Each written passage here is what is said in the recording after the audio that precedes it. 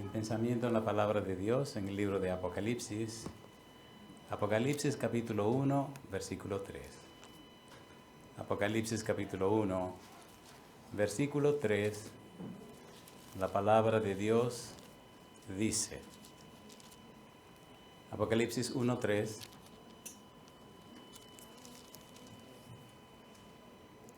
Bienaventurado el que lee y los que oyen las palabras de esta profecía y guardan las cosas en ella escritas, porque el tiempo está cerca.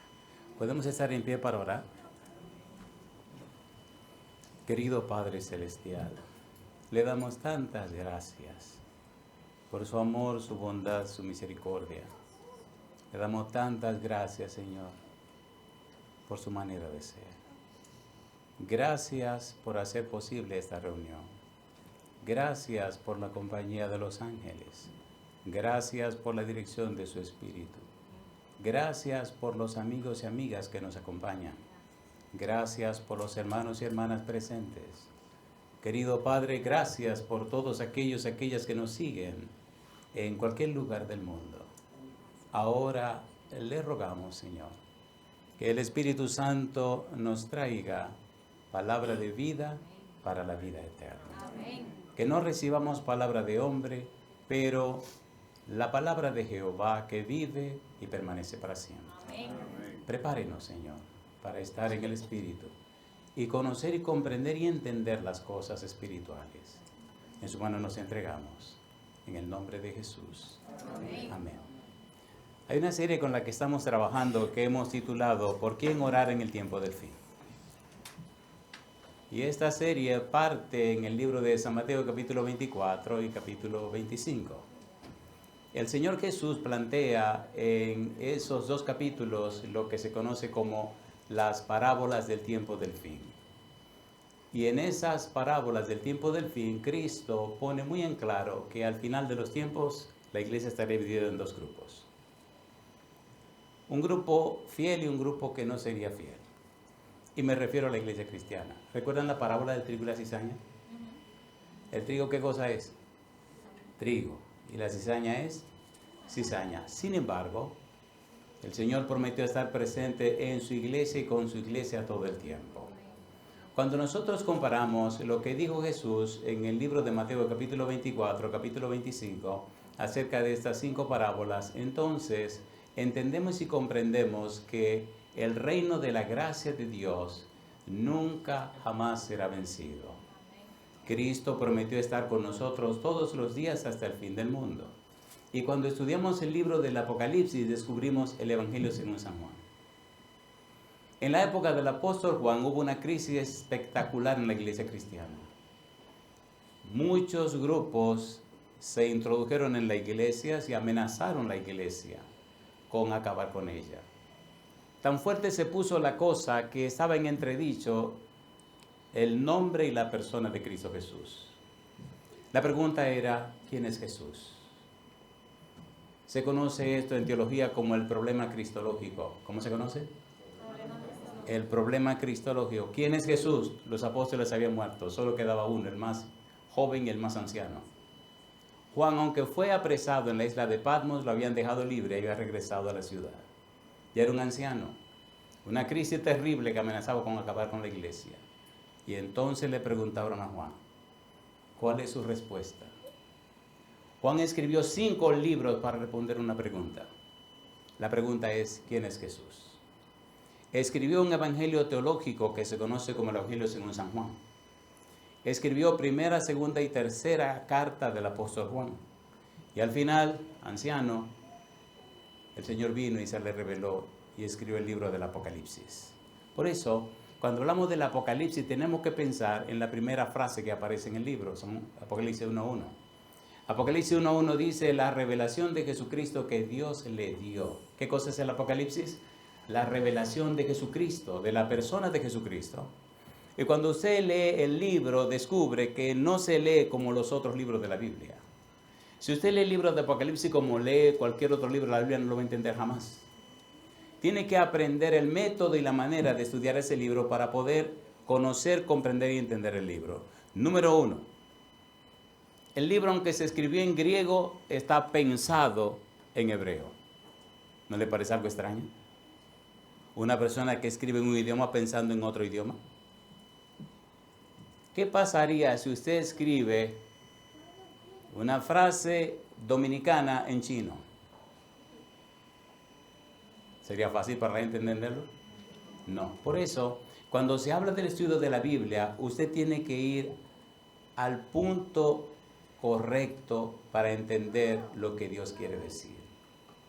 El Apocalipsis se escribe con una figura literaria hebrea que se conoce como quiasmo. ¿Cuál es la figura literaria hebrea? Quiasmo. ¿Qué es un quiasmo? El quiasmo es una comparación entre dos listas. El libro tiene una comparación entre dos listas, la parte histórica y la parte escatológica. Ponga cuidado porque esto se hace muy emocionante y cuando estemos más interesados vamos a terminar. Para que usted vaya tranquilo a su casa con el deseo de seguir oyendo. Cuando sigue estudiando el libro del Apocalipsis, con la figura hebrea de quiasmo, la figura hebrea literaria del hebreo, usted descubre entonces que aparecen muchas palabras que no son griegas, sino hebreas. Y muchas de esas palabras Cristo se las aplica a sí mismo. En el capítulo 1, versículo 3, aparece una palabra que será nuestro estudio hoy, es la palabra bienaventurado. ¿Cuál es la palabra? Bienaventurado. Cuando usted estudia el mensaje a la iglesia de la Odisea, descubre una palabra interesante que es todo lo opuesto, la palabra desventurado. En el libro de Apocalipsis capítulo 3, versículo 17, dice el Señor, le dice a la iglesia de la Odisea, porque tú dices, yo soy rico y me he enriquecido y de ninguna cosa tengo necesidad. Mas tú eres un desventurado, miserable, pobre, ciego y desnudo. ¿Quién está hablando? El testigo fiel. ¿Quién es el testigo fiel? Cristo Jesús. ¿Sabe Cristo lo que está diciendo? Sí. El mensaje a la iglesia de la Odisea, que es el último periodo histórico de la iglesia cristiana, nos enseña en forma clara y puntual que Cristo tiene un mensaje para usted. Tiene un mensaje para ti. El mensaje a la Odisea es un mensaje personal, es una carta de amor. Hace algunos años, en un lugar muy lejos de aquí, hablamos del mensaje a la Odisea como una carta de amor. Alguien se emocionó y ya lo hicimos un pequeño libro. Y muy pronto lo vamos a publicar. Vamos a publicar como siempre para regalarlo. Ha tocado el corazón de mucha gente. ¿Qué debemos saber del libro del Apocalipsis? En el capítulo 1, versículo 3, aparece la palabra bienaventurado. Pero en el capítulo 1, versículo 1 hasta el versículo 10, está el prólogo del libro, la introducción del libro. Este libro, que es un quiasmo, es una comparación de estas dos listas. Y entonces, cuando usted lee la introducción o el prólogo, tiene que leer el epílogo, capítulo 22, versículo 6 al versículo 21. Si usted no lee la Biblia, el libro, como Dios lo escribió, no lo va a entender. Imagínese, usted lee el capítulo 1, versículo 1 hasta el 10. No puede seguir leyendo el versículo 11. Tiene que detenerse e irse al final del libro, capítulo 22, versículos 6 al 21, para que usted pueda entender qué es lo que está diciendo el prólogo. Cuando va el epílogo, entonces compara el prólogo y el epílogo, y usted se sorprende cómo se repiten las mismas palabras. Cómo se repiten los mismos temas. ¿Por qué Dios hizo eso? Siempre hubo una lucha tenaz y espantosa contra el libro del Apocalipsis. Porque Apocalipsis significa revelación. ¿Y qué dice la primera frase? La revelación de Jesucristo que Dios le dio. Siempre quisieron destruir el libro y Dios nunca lo permitió. Por eso Dios se la ingenió para escribirlo de una manera distinta. Hoy necesitamos, a manera de introducción, mostrar y demostrar lo que acabo de decir. La tesis que acabo de plantear. Vamos a hacerlo rapidito, yendo a la Biblia, porque no quiero dejar de presentarle la belleza, la grandeza, la hermosura de la palabra bienaventurado. ¿Cuál es la palabra? Bienaventurado. ¿Cuál es el título del tema de hoy? Bienaventurado. ¿Le gustaría a usted ser un bienaventurado? Amén. ¿Le gustaría que Dios le bendiga en todas las cosas? Amén. ¿Le gustaría o no le gustaría? Sí. Pero la pregunta entonces es, un bienaventurado. Pero, ¿cuál es el valor, el significado de la palabra bienaventurado? Me llama la atención porque cuando era niño había un radioteatro, en Radio Guarachita, ¿se acuerdan de eso? ¿Se acuerdan o no se acuerdan? ¿Se acuerdan de Felipa y Macario? ¿Se acuerdan o no se acuerdan? Pues resulta que Macario es una palabra griega y Macario significa bienaventurado. Ojalá todos fuéramos Macario. Mire qué cosa linda. En griego, la palabra bienaventurado, del griego Macarios, significa extenderse, significa agrandarse. Lo que ocurre cuando Dios extiende sus beneficios, cuando Dios te bendice y te bendice y te bendice, te extiende, te extiende, te extiende y te extiende. Los bienaventurados están en progreso. Los bienaventurados son bendecidos de Dios. Los bienaventurados, hoy tú lo ves de una manera, pero cuando lo vuelves a ver te das cuenta que se han extendido, que han crecido, que son bendecidos de Dios. ¿Le gustaría eso en la vida suya? ¿Le gustaría o no le gustaría? Oiga, qué cosa linda dice aquí. Uno que todavía está en el mundo, pero es independientemente de él. Bienaventurado significa dichoso, significa feliz, significa afortunado, significa bendito. ¿Le gustaría eso en la vida suya? ¿Le gustaría o no le gustaría? ¿Le gustaría que a usted le den o le gustaría tener suficiente para dar a los demás? ¿Cuál de las dos? ¿La primera o la segunda? En casa se ríen porque ellos no se explican, ni yo tampoco, cómo es que damos y siempre tenemos más y más. Una vez hubo una plaga, perdonen que hable del campo, pero a mí me ha encantado el campo, estoy fascinado. Me llama el muchacho y me dice que unos ratones se están comiendo unas batatas. Y él me llama pensando que yo le digo, bueno, vamos a fugar, vamos a matar a los ratones. Y le digo, ¿qué te pasa a ti, Andrés? Él se llama Andrés también. Pastor, mire que aparecieron unos ratones que están comiendo en tal esquina. Deja que se coman todas las batatas que les dé su gana. Esas batatas son del Señor y los ratones que están ahí, si quieren comida, que coman. Pero que no, déjalo que coman. Y entonces, ¿qué vamos a hacer? Orar. Que se coman la que se vayan a comer y después que se nos mande para otro lado. Y efectivamente, compadre, me llama 2 o 3 días después. Oiga, se fueron los ratones, ¿está bien? Después me llama, mire que entraron unas guineas y marronas. Y se están comiendo, yo no sé qué. Digo, déjala tranquila que coman todo lo que les dé la gana. Pasaron 2 o 3 días y me llama y me dice, pastor, ¿qué? Las guineas se fueron. Digo, Andrés, todo eso es del Señor. Si Él no lo cuida, que se pierda toda esa mojanga, porque se supone que Él es que te expande, ¿o no? Amén. A ver, ¿sí o no? Sí. Comenzamos con una parcelita y usted no sabe cuánta parcela hay ahora. Un bienaventurado es una persona que crece, que se expande.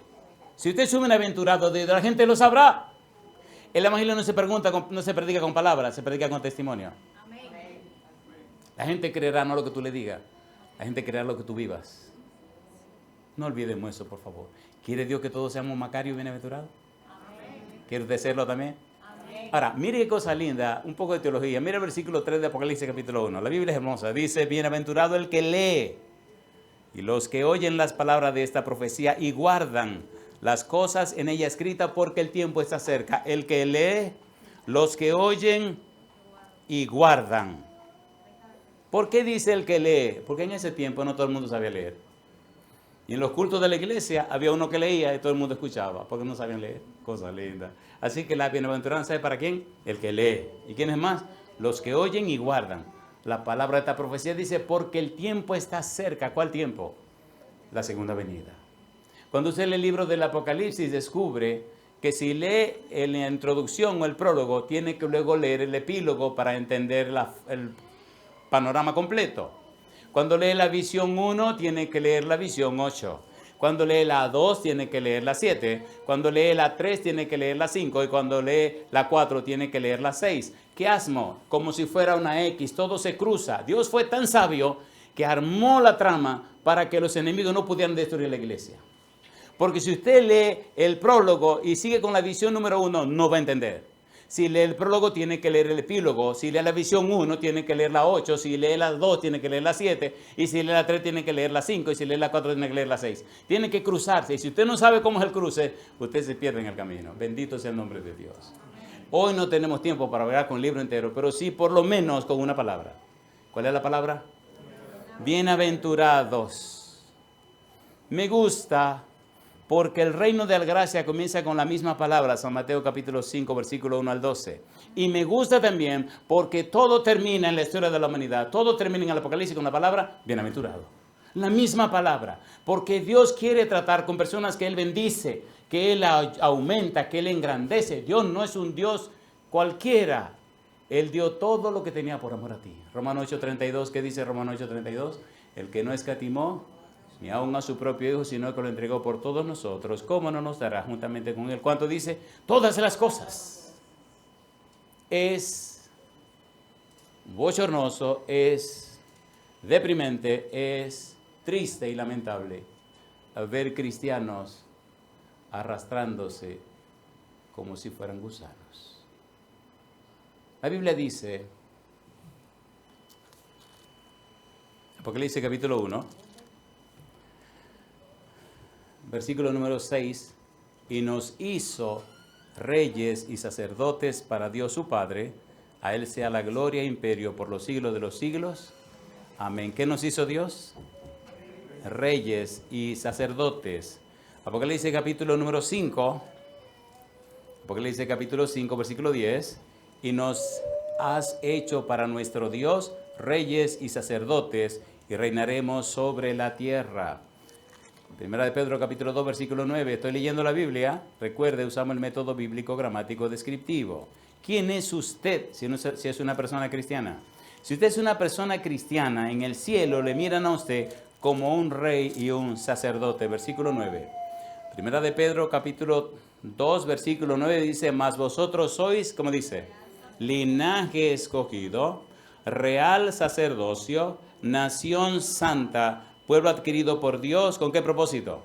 Para que anunciéis las virtudes de aquel que os llamó de las tinieblas a su luz admirable. Real sacerdocio. Si usted es un caballero cristiano, para Dios lo mira a usted es un rey.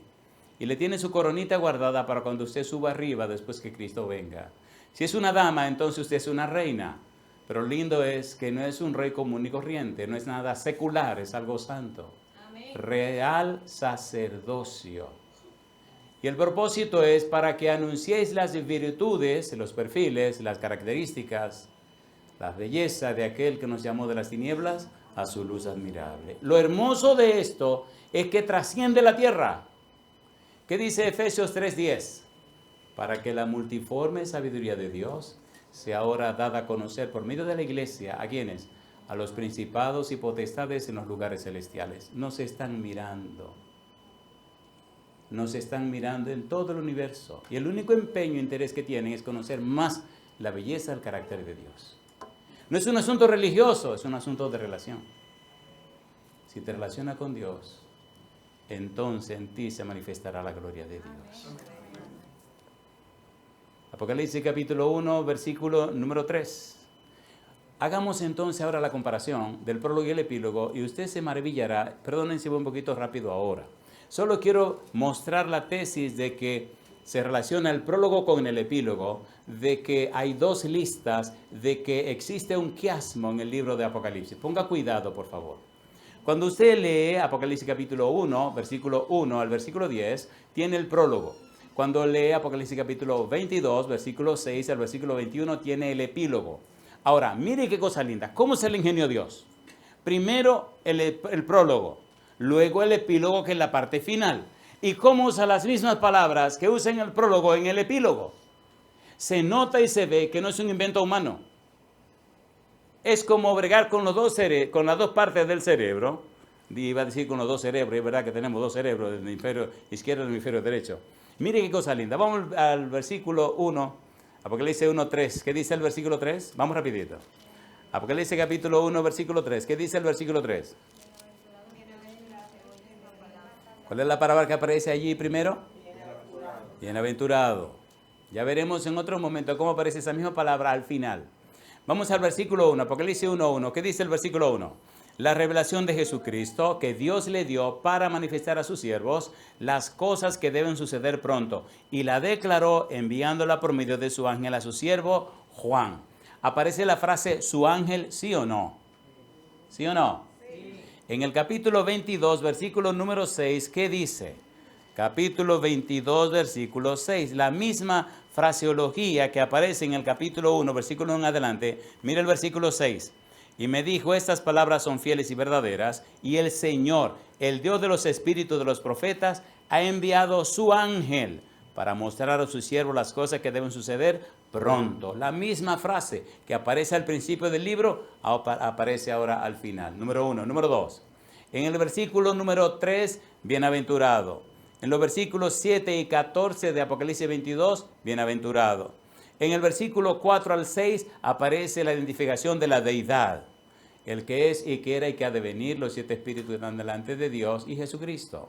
Y al final en el capítulo 22, versículos 6, 9, 7, 12, 13, 16, 20, 21, aparece Dios el Padre, aparece Jesucristo, aparece el Espíritu Santo. Usted dirá, pero espérese, vaya despacito, no se preocupe que esto lo están grabando y ahorita lo suben a la internet y usted lo puede ver todas las veces que usted quiera. Solamente estoy agilizando porque me interesa sobremanera la parte final, que es la que necesitamos llevar en nuestro corazón para nuestro crecimiento espiritual. Amén. En el capítulo 1, versículo 7 de Apocalipsis, habla de que viene con las nubes. Ya en el versículo 3 decía, el tiempo está cerca. ¿Qué significa esto? La segunda venida. Cuando usted va al capítulo 22, versículo número 7, 12 y 20, en el 7 dice, vengo pronto. En el 12 dice, yo vengo pronto. En el 20 dice, vengo en breve. Una pregunta, ¿se relaciona o no se relaciona? ¿Por qué Dios hace eso? Permítame decirle que Dios creó un cerebro perfectible. ¿Qué fue lo que dije? Dios no hizo un cerebro atrofiado como el que tenemos hoy. Y de hecho, a pesar del pecado, si usted lo sabe llevar, su cerebro es perfectible. Un pequeño anuncio, no estoy vendiendo ningún carro. Yo no hablo de unos carros que eran de que Mazda RX-7. Yo no hablo de esos carros. Al hijo mío le encantan los carros y al papá del hijo mío también. Siempre he dicho que no tengo el carro que yo no pueda comprar. Pero ay, mamacita linda, cuando yo lo pueda comprar. Papá de una vez me hizo una broma y se lo agradecí. Toda la vida desde niño yo quería un carro deportivo, pero deportivo, no una cosita de no, una cosa que corriera. Y cuando estábamos terminando la casa que tenemos en Santiago, se acabó el dinero. Me llamó el constructor y me dijo, bueno, pastor, se acabó el dinero. ¿Y cuánto dinero falta? 100,000 pesos. Me acuerdo que yo tenía un Toyota Camry de ese tiempo, un carrito muy bonito, pero ¿me entiendes? Y costaba como 150. Después le digo a un amigo, oye, Olegario, que te vendo mi carro. Líder, ¿qué pasó? Te vendo el carro. ¿Y qué es lo que pasa? Tengo que terminar la casa. ¿Y cuánto usted quiere? 100,000 pesos. Ahora mismo yo se lo compro. Sí, ese de tonto, sabía que se estaba ganando 50,000 y ahí. En ese tiempo 50,000 eran 50,000. Le vendí el carro, ahora me quedé a pie, pero terminamos la casa. Digo, Señor, ¿y ahora? Linda, carajo. Me llama mi hermano y me dice, ven acá. ¿Y de que terminaste la casa? Sí. ¿Pero que vendiste el carro? Sí. Pues ven, que te estoy preparando un carro. El carro era de mi sobrino, compadre. Yo no sé qué negocio hicieron ellos. El carro era de Pablo. Y Pablo estaba de que vendía unos carros, una cuestión, y este era un deportivo, compadre. Un Acura Integra, sí señor, cosa linda, de 2 puertas. Pero preparado con un motor, mire. Ahí cuando yo llegué aquí a la capital y me presentaron este carro deportivo por una belleza. Digo, ay Ramón, me dice, llévate ese, después hablamos de negocio. Está bien, como no, yo me lo llevo. Amigo mío, cuando yo agarré esa autopista Duarte, compadre, mi madre, yo nada más sé que llegué a mi casa más rápido que nunca. No creo que ningún carro se quedara delante de mí en ese viajecito. Oiga, qué emoción. Y además le decía al Señor, Señor, a mí me gustan las bromas. Siempre hágame bromas de esta manera. Estamos haciendo la maestría en la universidad todos los veranos. Y me traía Andresito. Oye, el muchacho está un pequeñoncito así, se la gozaba. Porque cuando la gente ve un carrito así en la calle, lo cuquea, ¿entiendes? Y recuerdo que cada verano que venía a la universidad, Señor, perdóneme, pero yo lo voy a decir. Eso me encantaba, que se me ponían al lado y que bum, bum, bum, bum. Dice, este no sabe lo que está haciendo. Oye, cuando veníamos a ver, nos arrancábamos, y cuando venía a ver, 150, 160, 170, 180, compadre. Y Los Ángeles vienen ahí al ladito porque le encanta la velocidad a Los Ángeles. Dice, usted la tenía. Hermana, espérese, yo no estoy autorizando que corra. Me gusta cuando Gabriel le dice a Daniel que voló prestamente. Es cosa linda. Dice, tu oración fue oída. Me encanta el lenguaje de Los Ángeles. Y volé prestamente. Tu oración fue oída. Cosa linda. Yo sudé toda la fiebre de mi vida en ese carro. Un día se lo iba a pasar a otra persona ya para vendérselo. Y como que quería ver si era verdad que el carro. Pues móntate, ven, yo te voy a decir si corre o no corre. Móntate ahí. Compadre, cuando íbamos como a 190 me dijo que ya estaba convencido que sí, que corría el carro. Después me llama y me dice, lo puse a 210. Digo, ten cuidado que ese carro te puede matar. Yo le hago una pregunta, ¿es real Dios? No. ¿Es real Dios, sí o no? La gente no creerá lo que usted le dice. La gente creerá lo que usted vive. Y Dios está vivo. Amén. Por eso me gusta esto de bienaventurado.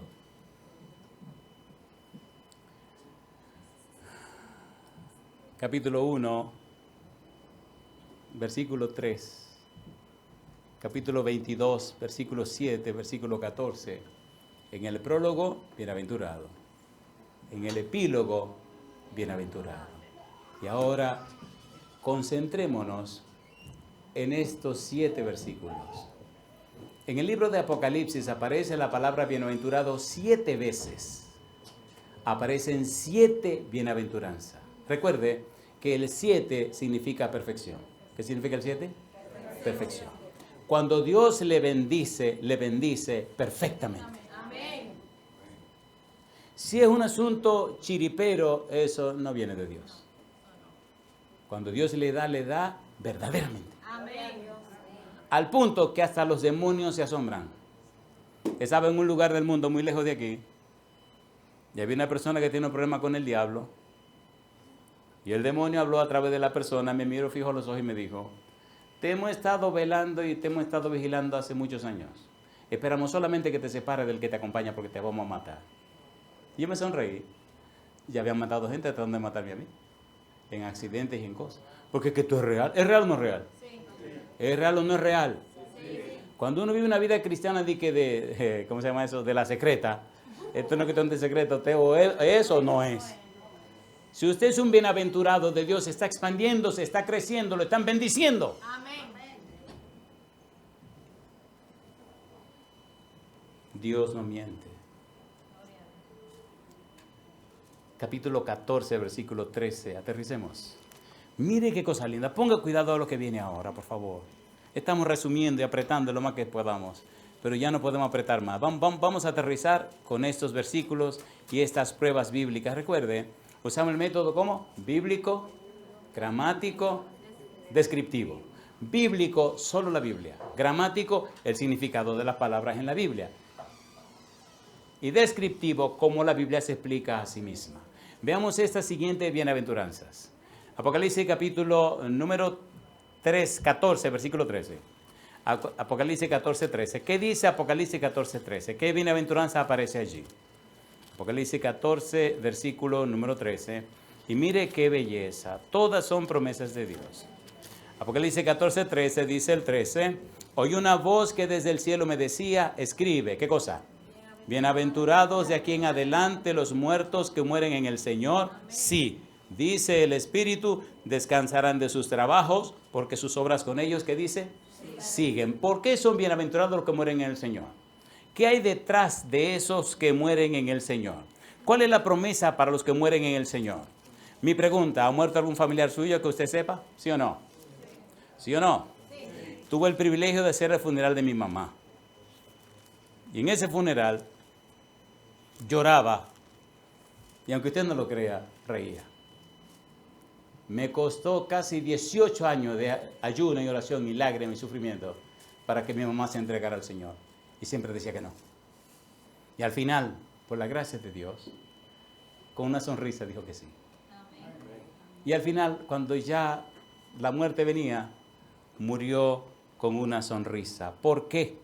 Porque ella sabe que las promesas de Dios son fieles y verdaderas. Ponga cuidado ahora.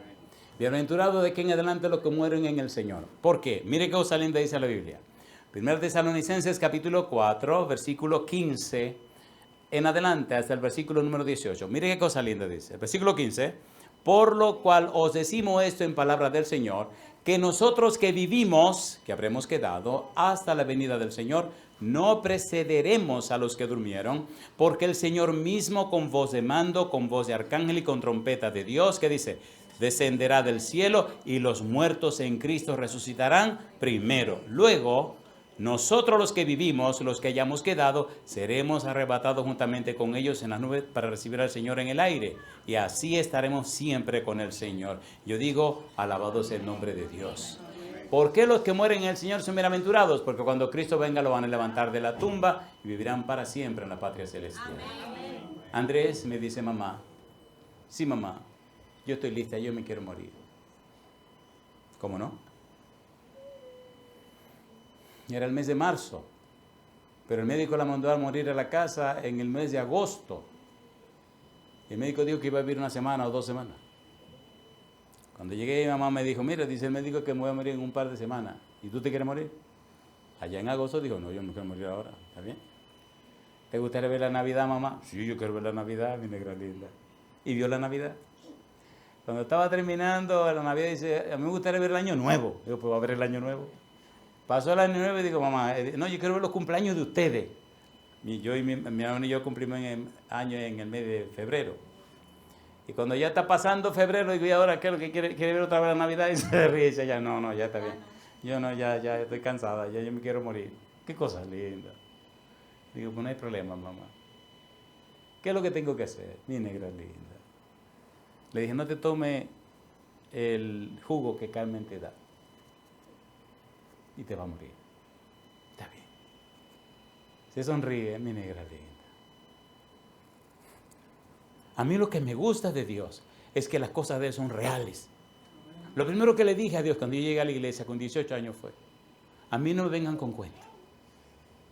Si usted no es real, dígamelo ahora que aquí no vuelvo jamás. Ahora, si usted es real, pongámonos claro. Yo quiero vivir una vida real. Y así se la tiré. Ya tenemos caminando muchos años. Haga un poco de matemática. Cuando me bauticé tenía 19 años. 30 de junio de 1979. Hoy tengo 65 años de edad. ¿Cuántos años tengo bautizado? Sume y reste usted, esos son sus problemas, si te pone averiguado.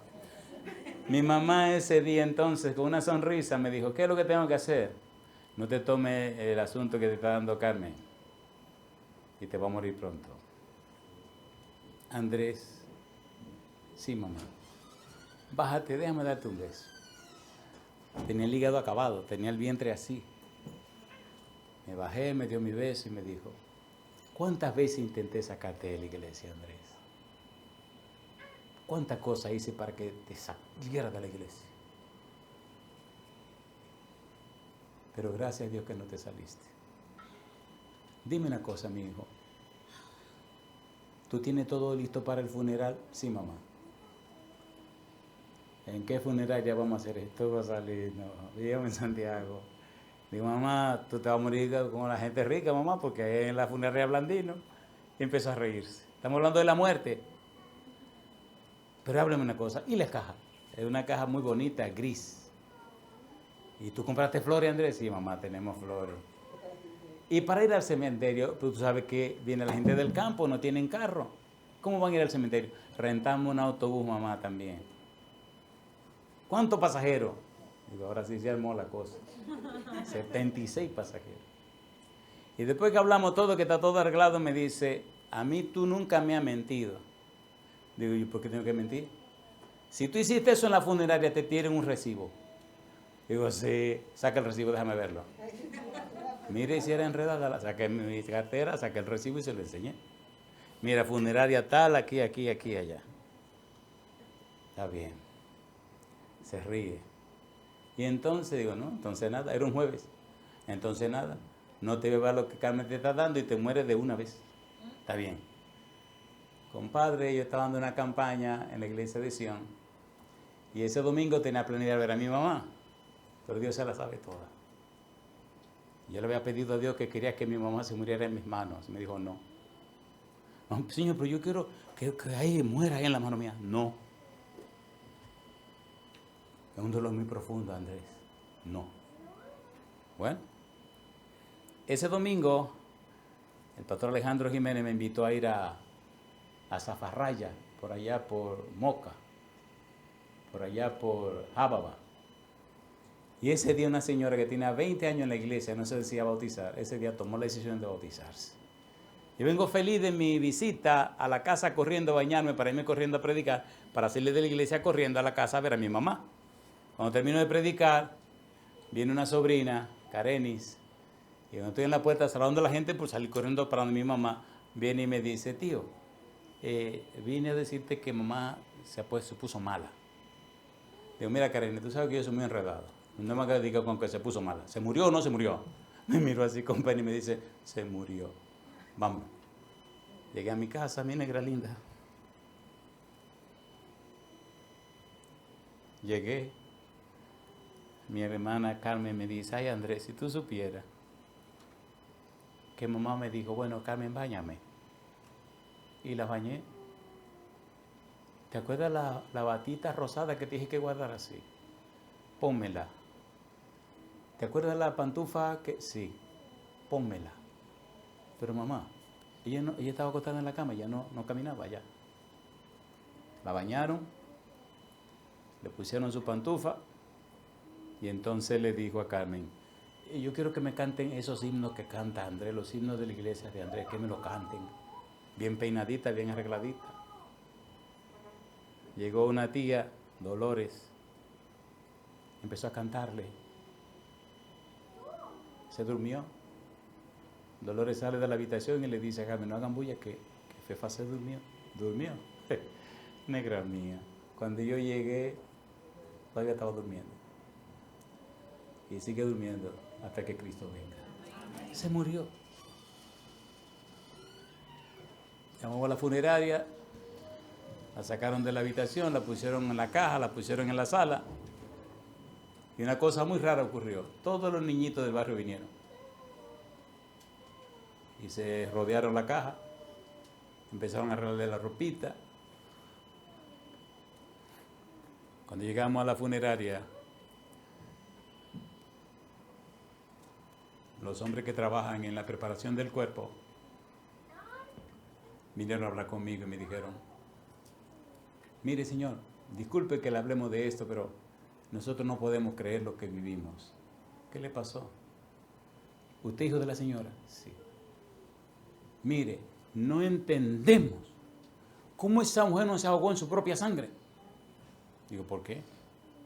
El hígado estaba tan grande, tan abultado, y la telita que sostenía la sangre era tan fina que todavía no he explicado, no entendemos cómo que ese hígado no se explotó. No sé si ustedes han visto a una gente cuando se le explota el hígado, cómo se ahoga en sangre. Bueno, traten de no verlo. Yo vi un cuadro de eso y la primera que salió corriendo fue la esposa, ¿puede creer eso? Yo llegué a esa casa de orar por un enfermo y cuando llegué a la casa, que entro a la habitación, veo este corredor y este alboroto, y ¿qué es lo que pasa? Y dice una señora, se está ahogando en sangre. Cuando voy y miro en la habitación, el pobre infeliz botando sangre por la boca, por todas partes y todo el mundo corriendo. Pregúnteme quién tuvo que fajarse con el enfermo, con el tipo que estaba muriendo. Me mira él así desesperado y voy y me le pego, lo levanto así, lo pongo con unas almohadas y sangre, y sangre, y sangre. Y empecé a recoger lo que yo encontré y ahí me fajé con el hombre. Sangre, y sangre, y sangre. Y yo me decía, serénese. Oye, qué cosa linda, serénese. El tipo vomitando la sangre por la boca, por todas partes. Y una sangre negra, fea. Serénese, nada más le decía. Bote toda la sangre que usted quiera, pero tiene que serenarse. Porque es la desesperación que mata a la gente. Y él me creyó. Sangre y sangre y sangre. Y agarré una sábana, se la llenó de sangre, agarré otra cosa y los familiares correteando por allá afuera. Y yo fado aquí con el hombre. Después se le ocurrió, no sé, un hermano, a quién fue que vino y me preguntó, ¿y usted quién es? Y yo la miro y me río. Le digo, el que el Señor envió. Dice, ¿cuál Señor? Digo, ¿cómo que cuál Señor? Nada más un solo Señor. Y después el hombre respira así. Agua, digo, no, si usted ve agua se ahoga peor. Deje tranquilo ahí, vomite la sangre que le queda. Y me dice el hombre, su mamá hace tiempo que debió morir vomitando la sangre, ahogada en su sangre, porque el hígado no aguantaba más. Yo le pregunto a usted, ¿es real Dios o no es real? Sí. ¿Lo viví o no lo viví? Ese es el evangelio que yo creo. Palabras bonitas se le lleva el viento, pero eso lo viví yo. Con un señor que yo no sé ni quién era. Lo lindo es que después que me aguanté y botó sangre y todo, y después él me todo, me mira el infeliz y me dice, ¿y usted quién es? Y yo me río y le digo, al que Dios envió aquí, me enviaron aquí a bregar con usted. Ay, si usted no hubiera estado, me ahogo en mi propia sangre. Digo, sí, señor. Y entonces usted se tiene que ir. Digo, claro, yo no vivo aquí. Y empezó a reírse también. En medio del problema empezamos a reírnos. Y entonces apareció la familia. No, que llamaron a enfermera. ¿Qué enfermera ni qué enfermera? Amigo, hay que bañarlo. Vamos a ver cómo se va a resolver todo de bañarse. No, yo me puedo parar, yo me puedo parar. Yo le pregunto a ustedes, ¿es real Dios? Sí. ¿Bendice Dios? Amén. ¿Hay bienaventurados de parte de Dios? Número 1, bienaventurado de aquí en adelante los que duermen en el Señor. Los muertos en Cristo resucitarán primero. En el capítulo 16, versículo 15 de Apocalipsis, mire de qué habla el Señor. Habla de el que vendrá como ladrón. En San Mateo capítulo 24, versículo 42 al 44, dice el Señor que vendrá como ladrón. En Apocalipsis capítulo 20, versículo 6, nos habla de la primera resurrección. Primera Tesalonicenses capítulo 4, versículo 16 dice que los muertos en Cristo resucitarán primero. En Apocalipsis capítulo 19, versículo 9, mire lo que dice y aterricemos. Apocalipsis 19, 9, mire qué cosa linda. ¿Qué dice el versículo 9? Apocalipsis 19, 9, ¿cómo dice? Y el ángel me dijo, escribe, bienaventurados los que son llamados a la cena de las bodas del Cordero. Y me dijo, estas son palabras, ¿qué cosa? Verdaderas, ¿de quién? De Dios. Apocalipsis capítulo 7, versículo 13 al 17. Apocalipsis capítulo 12, versículo 11. Apocalipsis capítulo 15, versículo 3, versículo 4. Apocalipsis capítulo 17, versículo 14. Y aterricemos en Apocalipsis 19, versículo 7 en adelante. Dice el versículo 7, gocémonos y alegrémonos y démosle gloria, porque han llegado las bodas del Cordero, y su esposa se ha preparado. Y a ella se le ha concedido que se vista de lino fino, limpio y resplandeciente, porque el lino fino es las acciones justas de los santos. Y el ángel me dijo, escribe, bienaventurados los que son llamados a la cena de las bodas del Cordero. Y me dijo, estas son palabras verdaderas de Dios. Yo le pregunto a usted, ahora que Cristo viene pronto por segunda vez, ¿le gustaría a usted ser uno de esos bienaventurados? Amén. Que vean al Señor en la nube de los cielos y digan, he aquí este es nuestro Dios, le hemos esperado y Él nos salvará. ¿Le gustaría oír de la boca de Jesús la frase, bien buen siervo fiel, sobre poco has sido fiel, sobre mucho te pondré, entra en el gozo de tu Señor? ¿Le gustaría oír eso a usted? Amén. Cuando cantaba mi amigo y hermano, me traía muchos recuerdos. Sí, ya soy un viejito, pero entre la juventud y la vejez, el Señor me dio ese santo privilegio de ir a muchos lugares a buscar las almas que se pierden. Qué gozo en mi corazón, lugares que llamaban imposibles, que la gente no busca a Dios, que la gente no cree en Dios, que la gente no se entrega a Dios, lugares sencillamente infructíferos, como le llaman. Qué lindo ver el Espíritu Santo tocando y cambiando los corazones y la gente buscando entregarse a Cristo Jesús. Y cuántas personas, lugares difíciles. Usted puede preguntarle a cualquier evangelista en el mundo entero que cómo son la gente en Madrid, en España.